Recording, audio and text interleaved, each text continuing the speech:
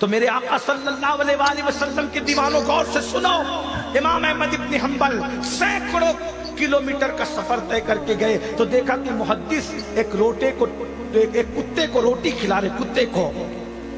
حضرت امام احمد ابن حنبل نے سلام کیا، انہوں نے سلام کا جواب دیا اور کتے کو روٹی کھلانے میں مصروف رہے۔ انسان سے زیادہ اہمیت وہ کتے کو اس وقت دے رہے تھے۔ کتا کھا کے جب چلا گیا تو امام احمد ابن حنبل سے اس محدث نے کہا، اے آنے والے مسافر، ضرور تجھے ناراضگی ہوئی ہوگی نا کہ میں نے تجھ سے زیادہ کتے کی طرف اہمیت دی۔ کہا ہاں مجھے ناراضگی تو ہوئی، میں تو تمہارے پاس حدیث لینے آیا تھا۔ کہا سنو حدیث سنو، اللہ کے رسول علیہ السلام نے فرمایا کہ اگر کوئی اللہ کی مخلوق کچھ یاد رہے نہ یاد رہے، پورے بیان میں یہ حدیث سن لو، اس کو دل پہ لکھ لینا، اور مسجدیں بنا کر جنت کے ٹھیکیدار بننے والوں، ہر سال حج اور عمرہ کر کے جنت کے ٹھیکیدار بننے والوں، جلسے جلوس کر کے جنت کے ٹھیکیدار بننے والوں، اور بھائی بہن کی ماں باپ کی حق تلفی کرنے والوں، دل کے کانوں سے سن لو، اللہ کی مخلوق کو دھتکارنے والوں، اللہ کی مخلوق پہ ظلم کرنے والوں، سن لو سن لو سن لو۔ اللہ کے رسول علیہ السلام کی اس حدیث کو امام احمد ابن حنبل کے پاس وہ محدث سنا رہے ہیں۔ فرمایا، حضرت سیدنا ابو ہریرہ فرماتے ہیں کہ اللہ کے رسول نے ارشاد فرمایا، اگر اللہ کی مخلوق میں کوئی کسی کے پاس آئے آس لے کر، آس لگا کر آئے کہ یہاں میری آس پوری ہو جائے گی، یہاں میری آس پوری ہو جائے گی، اور آس پوری کر سکتا تھا مگر آس پوری نہ کیا۔ کوئی آس لگا کر تمہارے پاس آیا اور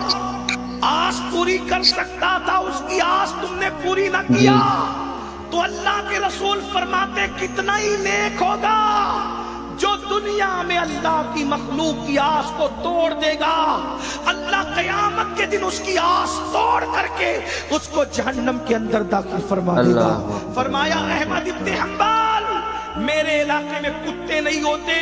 یہ کتا آج مجھے بہت برسوں کے بعد نظر آیا تو مجھے یقین ہو گیا کہ یہ کتا ایک مسافر کتا ہے، میرے علاقے میں کتا نہیں ہوتا، یہ کتا بھوکا ہوگا اور یہ بھوک کی آس لے کر میرے پاس آیا ہے، تو میں نے یہ سوچ کر کہ اس کی آس پہلے پوری کر دوں۔ اگر یہ بھوک کی آس لے کر آیا اور میں اس کی آس کو پورا نہ کر سکا تو میں نے کتے کی آس کو آج توڑ دیا، تو قیامت کے دن اللہ میری آس کو توڑ دے گا۔ اللہ مجھے محدث نہیں دیکھے گا، تہجد گزار نہیں دیکھے گا، نمازی اور حاجی نہیں دیکھے گا۔ جب رسول اللہ نے فرما دیا اگر تمہارے پاس کوئی آس لے کر آئے تم اس کی آس توڑ دو گے تو اللہ قیامت میں تمہاری آس توڑ دے گا۔ اب مجھے بتاؤ، اگر تم سیاسی لیڈر ہو، کوئی تمہارے پاس آ کر کے کہہ رہا ہے کہ میرے بچے کے لیے سفارش کر دو، اور تم کر سکتے ہو لیکن ٹال مٹول کر رہے ہو، برا مت ماننا سیاسی لیڈر ہو، تو آج تم کسی بندے کی آس توڑ رہے ہو، قیامت میں اللہ تمہاری آس توڑے گا۔ اگر تم اثر و رسوخ والے ہو،